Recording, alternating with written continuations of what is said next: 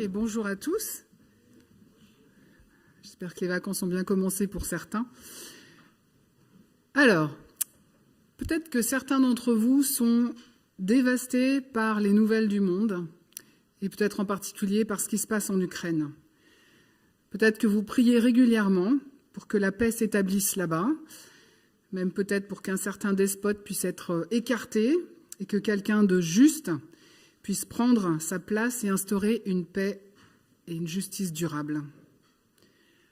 Alors maintenant, imaginez qu'aujourd'hui, un ange arrive vers vous et vous dise que vous allez avoir un rôle majeur pour amener en septembre prochain une solution radicale à cette misère et à ce désastre. Vous diriez sans doute que c'est n'importe quoi, que vous n'y connaissez rien en géopolitique, que vous n'avez pas de lien avec les grands de ce monde qui pourraient faire éventuellement bouger les choses et vous introduire. Eh bien, c'est un petit peu ce qui s'est passé pour notre personnage d'aujourd'hui. On va quitter pour un moment l'Apocalypse pour nous attarder une semaine avant Noël sur ce qui s'est passé 9 mois avant le premier Noël. Alors Sylvie Aguila, il y a 15 jours, nous avait déjà introduit dans la présidence du culte à ce passage, mais on va le relire. Donc dans Luc, au chapitre 1, les versets 26 à 38 dans la version du Semeur. 6 mois plus tard, Dieu envoya l'ange Gabriel dans une ville de Galilée appelée Nazareth, chez une jeune fille liée par fiançailles à un homme nommé Joseph, un descendant de David. Cette jeune fille s'appelait Marie. L'ange entra chez elle et lui dit « Réjouis-toi, toi à qui Dieu a accordé sa faveur. » En fait, c'est le mot « grâce », a accordé sa grâce. « Le Seigneur est avec toi. » Marie fut profondément troublée par ces paroles. Elle se demandait ce que signifiait cette salutation. L'ange lui dit alors « N'aie pas peur, Marie, car Dieu t'a accordé sa faveur, sa grâce. Voici, bientôt tu seras enceinte et tu mettras au monde un fils, tu le nommeras Jésus. Il sera grand, il sera appelé Fils du Très-Haut, et le Seigneur Dieu lui donnera le trône de David son ancêtre. Il régnera éternellement sur le peuple issu de Jacob, et son règne n'aura pas de fin. Marie dit à l'ange « Comment cela se fera-t-il puisque je suis vierge ?» Et la traduction littérale, c'est « puisque je ne connais pas d'homme ». L'ange lui répondit « L'Esprit Saint descendra sur toi, et la puissance du Dieu Très-Haut te couvrira de son ombre. C'est pourquoi le saint enfant qui naîtra de toi sera appelé Fils de Dieu.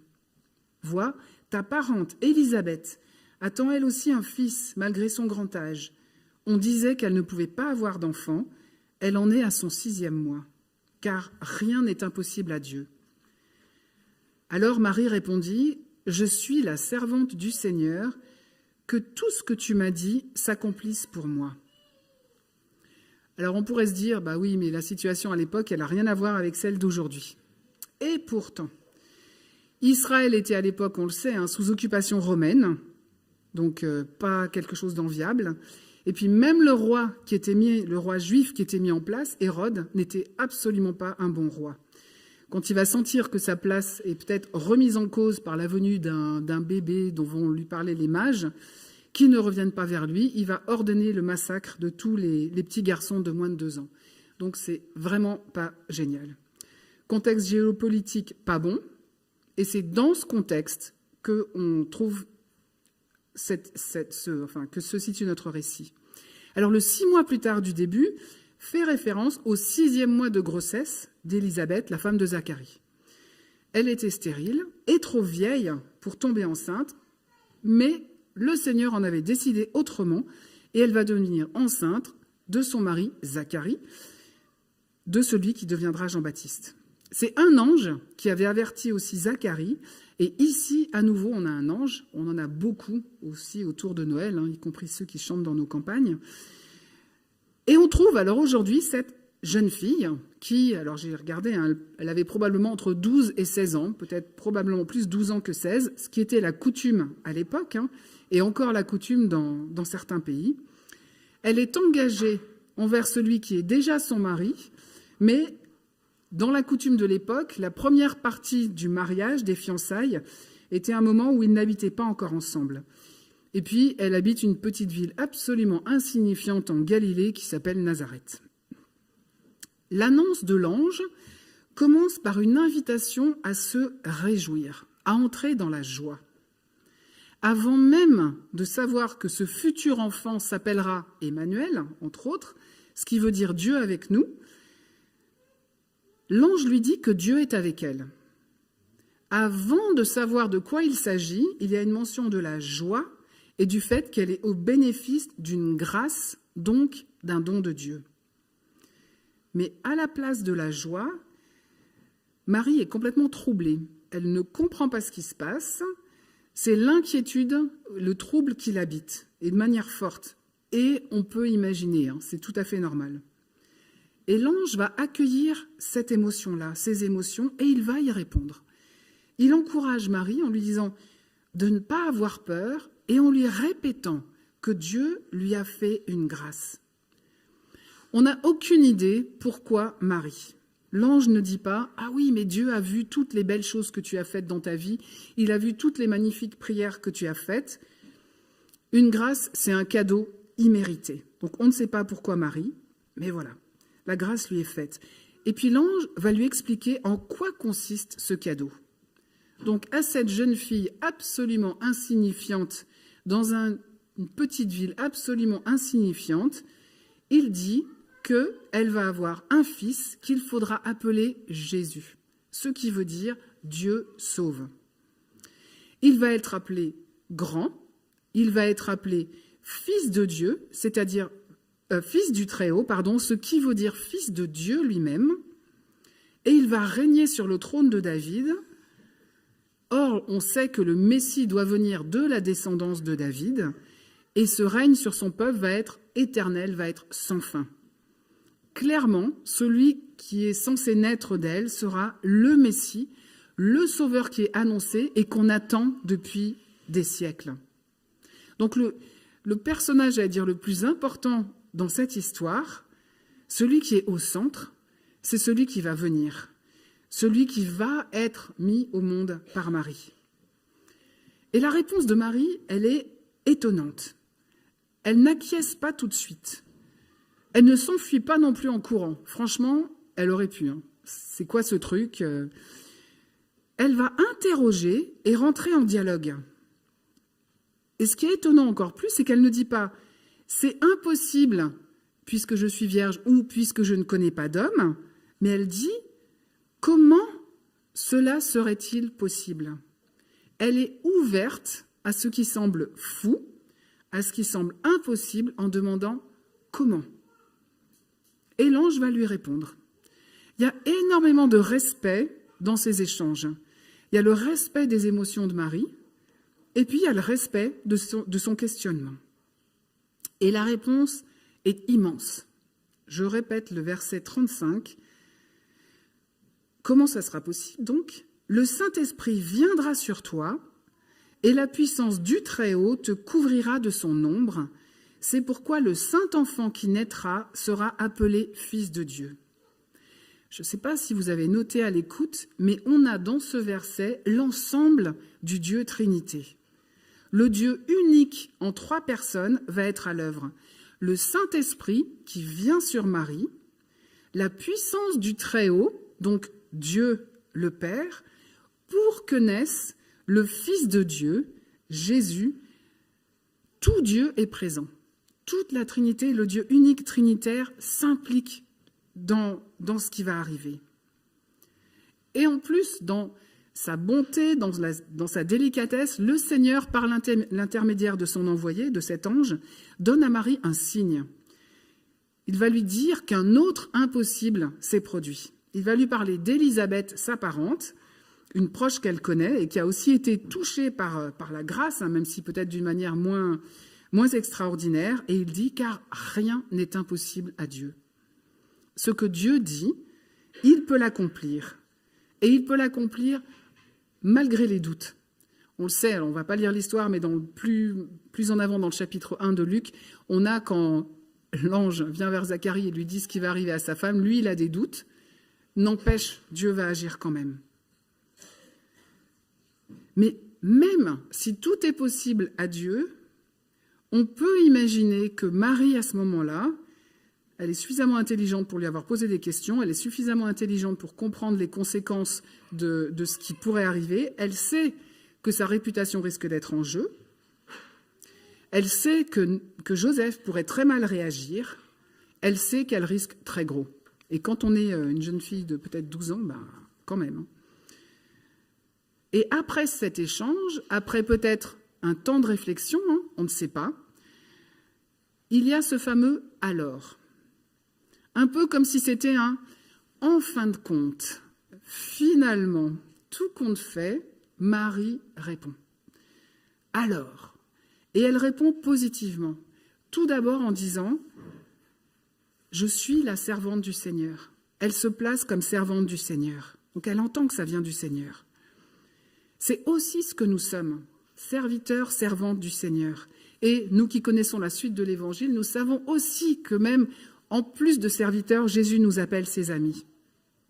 Et puis, remarquez la manière dont elle répond ensuite. Elle dit « que ta parole s'accomplisse pour moi », ou bien aussi une autre traduction que je préfère, c'est « qu'il me soit fait selon ta parole ». Elle ne dit pas « j'agirai selon ta parole », mais « qu'il me soit fait selon ta parole ». Parce qu'évidemment, ce qu'elle va vivre, ce n'est pas de l'ordre de son contrôle à elle, de sa fabrication à elle. Elle doit se laisser faire.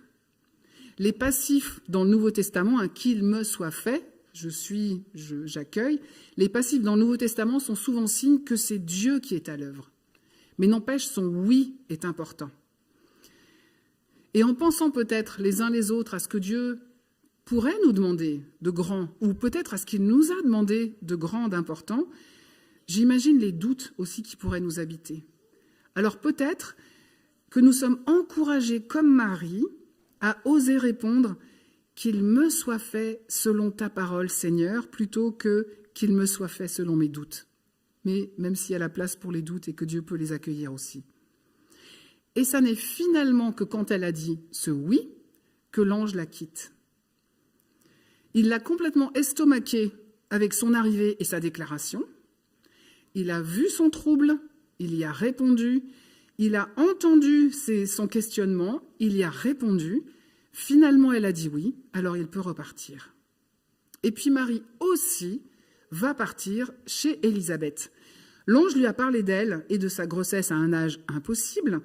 Et donc, on va lire juste la suite, les versets 29 à 45, toujours de Luc 1. Peu après, Marie partit pour se rendre en hâte dans une ville de montagne du territoire de Judée. Elle entra chez Zacharie et salua Élisabeth. Au moment où celle-ci entendit la salutation de Marie, elle sentit son enfant remuer en elle. Elle fut remplie du Saint-Esprit et s'écria d'une voix forte « Tu es bénie, plus que toutes les femmes, et l'enfant que tu portes est béni. Comment ai-je mérité l'honneur que la mère de mon Seigneur vienne me voir? Car vois-tu, au moment même où je t'ai entendu me saluer, mon enfant a bondi de joie au-dedans de moi.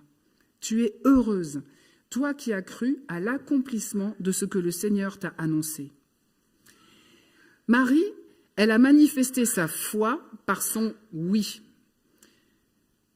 Alors sans doute elle part pour aller se réjouir de la bonne nouvelle pour Élisabeth, mais peut-être aussi pour vérifier que ce que l'ange lui a raconté n'était pas n'importe quoi, qu'elle n'a pas complètement rêvé, parce que quand même, je veux dire, peut-être, je me dis, il y a peut-être aussi, tiens, je vais aller. Et puis, en voyant la silhouette d'Élisabeth, qui devait ressembler à la silhouette d'Estelle, aujourd'hui, elle a eu la confirmation que oui, la parole de l'ange s'était bien réalisée. Et aussi, elle a la confirmation pour elle-même de ce qui s'est passé mystérieusement en elle grâce à l'action de Dieu. Le fruit de cette rencontre, puisque l'enfant, le bébé d'Élisabeth a bondi de joie dans Élisabeth. Et du coup, le fruit de la rencontre de ces deux femmes a encore à voir avec la joie. Jean-Baptiste qui bondit de joie dans le sein de sa mère et Marie qui est déclarée heureuse parce qu'elle a cru. Et pour nous, parfois, ça peut être bien d'aller voir quelqu'un de de proche, quelqu'un de plus mûr, aussi pour nous aider à discerner ce que le Seigneur peut-être semble nous avoir dit. Peut-être que ça sera l'occasion aussi de nous réjouir ensemble de ce que le Seigneur fait.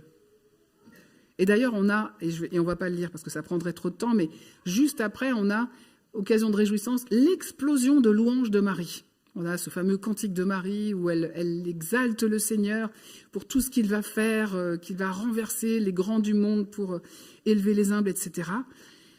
Elle rend grâce à Dieu avant que ce qui lui a été dit ne se produise. Elle rend grâce à Dieu, elle loue dans cette période d'attente. Alors je vais faire une petite parenthèse avant de continuer, surtout pour les hommes parmi nous ce matin qui se disent « bah ouais, mais c'est encore une histoire de femme », mais je vais quand même mentionner, sans le lire, un homme, Joseph. L'évangile de Matthieu, qu'on ne lira pas, nous dit que Joseph, en apprenant, en se rendant compte que sa fiancée, sa femme, est déjà enceinte, ne voulait pas la déshonorer et voulait rompre avec elle. À ce moment, un ange, un autre, ou peut-être le même, je ne sais plus, vient dans un songe, cette fois dans un rêve, et il va lui dire de ne pas avoir peur, mais de prendre Marie avec lui. Il va recevoir aussi l'annonce du nom de l'enfant qu'elle aura, qui devra s'appeler Jésus. Il va même avoir l'annonce du deuxième nom, Emmanuel, en conformité avec l'Écriture, avec les annonces du Premier Testament. Ça, c'est dans Matthieu 1, versets 18 à 24. Et puis, à son réveil, Joseph aussi va obéir, et il va continuer d'obéir aux autres demandes qui lui seront faites par la suite. Je reviens à nos femmes du jour. Les annonces pour Élisabeth, même si c'était à Zacharie, et à Marie, ont été magnifiques, incroyables. Mais nous savons que ce qui a été annoncé à Marie, cet enfant qui serait roi pour l'éternité, ne correspondra sans doute pas toujours à ses attentes par rapport à un Messie d'Israël. Idem pour Élisabeth par rapport à celui qui serait le précurseur du Messie Jean-Baptiste. Ni l'une ni l'autre, je pense, ne pouvaient imaginer les événements après ces naissances étonnantes. Jean et Jésus auront un ministère extraordinaire. Alors, bien sûr, celui de Jésus sera bien plus grand et complètement décisif par rapport à celui de Jean-Baptiste. Mais l'un et l'autre vont mourir de manière tragique et absolument injuste. Ils vont être assassinés de manière horrible. Avant, et même pour Marie, avant qu'elle ne soit témoin de la résurrection, parce que nous, on sait que la mort de Jésus n'était pas la fin, Siméon avait annoncé qu'une épée transpercerait le cœur de Marie au moment de la croix. Donc tout ça, je pense, elle ne pouvait pas l'imaginer. J'aimerais, si c'est possible, de projeter l'image. Dans les églises anglicanes, durant le temps de l'Avent, il y a un culte qui s'appelle Christingle. On orne des oranges d'une bougie de 4 pics avec... Alors, il y a différentes manières d'orner les 4 pics avec des bonbons ou des fruits secs. Et puis, on met un ruban rouge autour de l'orange. L'orange, elle symbolise le monde entier. Les 4 pics avec les fruits peuvent symboliser les 4 saisons ou aussi les 4 coins du monde. Et puis, au premier culte, Christine me disait qu'elle, dans son enfance, on mettait des clous de girofle qui symbolisaient les clous de la mort de Jésus. Et le ruban rouge signifie le sang de Jésus et déjà le don de sa vie pour nous. Ça symbolise déjà sa mort pour nous. Ce que nous attendons dans notre « déjà là et pas encore » dont on parle depuis toutes les semaines de l'Avent, ça n'est pas toujours lisse pour nous non plus. Et je voudrais lire un extrait d'un livre d'une femme protestante, Marion Muller-Collard, le livre s'appelle « L'intranquillité », un passage par rapport à l'Annonciation, où elle dit « L'inédit arrive ». On appelle cela l'Annonciation. C'est un ange. Il précise, alors elle a un peu d'humour, « Sois sans crainte ». Et c'est précisément ce qu'à la place de Marie, j'aurais trouvé inquiétant. L'ange lui a glissé le mot de grâce dans la salutation. Il le réemploie pour justifier que Marie n'a pas à avoir peur, car tu as trouvé grâce auprès de Dieu. Mais la grâce n'est pas la paix. Et la paix, d'ailleurs, n'est pas non plus la tranquillité. La grâce est l'une de ces astuces de Dieu qui fait dire oui sans qu'on sache à quoi l'on acquiesce. À sa place, j'y aurais réfléchi à 2 fois. Mais à vrai dire, on ne réfléchit pas devant la grâce. On croise les bras pour refuser ou on acquiesce. Le temps des calculs est obsolète. C'est quelque chose de physique qui se passe, un basculement, un saisissement, et l'on se voit sur une ligne de démarcation après laquelle on sait d'ores et déjà que rien ne sera plus comme avant. On ne peut que consentir et espérer consentir. Il y a de l'humour, mais quand même, c'est vrai. Si nous nous attendons à une petite vie tranquille quand la grâce survient dans nos vies, il va peut-être falloir qu'on révise notre copie. Le cadeau de la vie avec le Seigneur, l'accueil de la grâce et le don, c'est le don le plus grand, le plus magnifique qui soit. Et c'est absolument gratuit. Mais ça nous prend en entier. Ça va demander tout de nous. Ça va nous surprendre, ça va nous réjouir, ça va nous surprendre, ça va nous déstabiliser et ça va nous faire souffrir aussi parfois. Oui, il y a de belles aventures, mais il va y avoir aussi des moments absolument plats et ordinaires et puis des moments douloureux. Mais accueillir la grâce, dire oui à Dieu, c'est la plus belle chose qui puisse nous arriver parce que nous vivrons ce pourquoi nous sommes faits. Et nous savons aussi, en espérance, que c'est Dieu qui aura le mot de la fin et que cette fin, nous avons la certitude que la fin sera bonne, quoi que nous vivions, quelles que soient nos circonstances d'aujourd'hui. Et nous sommes, on en parle depuis tout le début de l'Avent, dans ce paradoxe. Nous sommes en ce moment vivant dans le paradoxe du Jésus déjà venu et vivant en nous par son esprit et le pas encore tout accompli. Quand Thomas nous lisait il y a 3 semaines, toute souffrance, toute guerre, toute mort auront disparu et que Dieu essuiera toute larme de nos yeux. Mais entre-temps, entre les deux, nous ne sommes pas seuls. Jésus, c'est l'Emmanuel. Il a promis d'être avec nous jusqu'à la fin du monde. Pour Marie, la venue au monde de Jésus, la mise au monde de Jésus au monde a été rendue possible pour elle par le Saint-Esprit qui est venu sur elle et la puissance de Dieu la couvrant de son ombre. Et ça, c'est aussi possible pour nous. Dans l'autre livre de l'évangéliste Luc, donc dans les Actes des Apôtres, après sa résurrection, avant de remonter vers son Père, Jésus va dire à ses disciples « Mais vous recevrez une puissance », et c'est le même mot qu'en Luc 1,30, dunamine en grec, « le Saint-Esprit survenant sur vous, comme l'Esprit qui vient sur Marie, et vous serez mes témoins à Jérusalem, dans la Judée, la Samarie et jusqu'aux extrémités de la terre. » Nous avons aussi reçu cette grâce. Et dans l'attente de la seconde venue de Jésus, nous sommes appelés à être témoins. Nous sommes appelés quelque part à mettre Jésus au monde, nous aussi, de manière humble, là où nous sommes, en comptant sur l'aide de l'Esprit et du Père. Nous sommes porteurs d'espérance, de celui qui a dit aussi dans l'Apocalypse « Voici, je viens, je fais toutes choses nouvelles, celui qui essuiera toutes les larmes de nos yeux. » Plus que l'ange encore, Dieu est attentif à toutes nos émotions. Il veut en prendre soin. Il veut aussi répondre à nos questionnements, parfois pas tout de suite, parfois il y aura des temps de silence. Il nous a aussi donné son esprit. Il sait tout ce que nous vivons. Il nous invite aussi à nous réjouir, à être dans la louange, dans l'attente de son retour. Et puis, si parmi nous, il y en a qui n'ont pas encore accueilli ce cadeau immense, il vous est aussi offert. Je propose que nous prenions un petit temps de silence pour laisser l'Esprit nous parler, et puis je prierai, et puis ensuite on enchaînera tout de suite avec un chant que vous allez trouver projeté après, donc qui est un chœur traditionnel de Noël dans les églises anglophones. Et vous connaissez sans doute la mélodie, Delphine en particulier, qui a fait un magnifique trio, il y a 2 semaines au Grand Temple dans le concert, et je vous invite à vous y joindre. Mais un temps de silence pour que le Saint-Esprit puisse faire résonner ce qui a besoin de résonner en nous.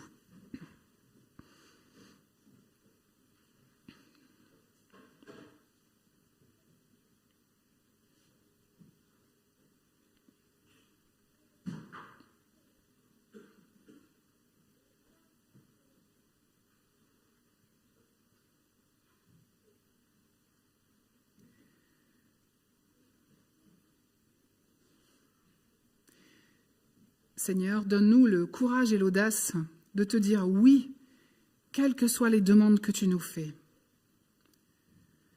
Donne-nous la confiance que tout est possible parce que tu es Dieu avec nous, parce que tu nous as donné ton esprit.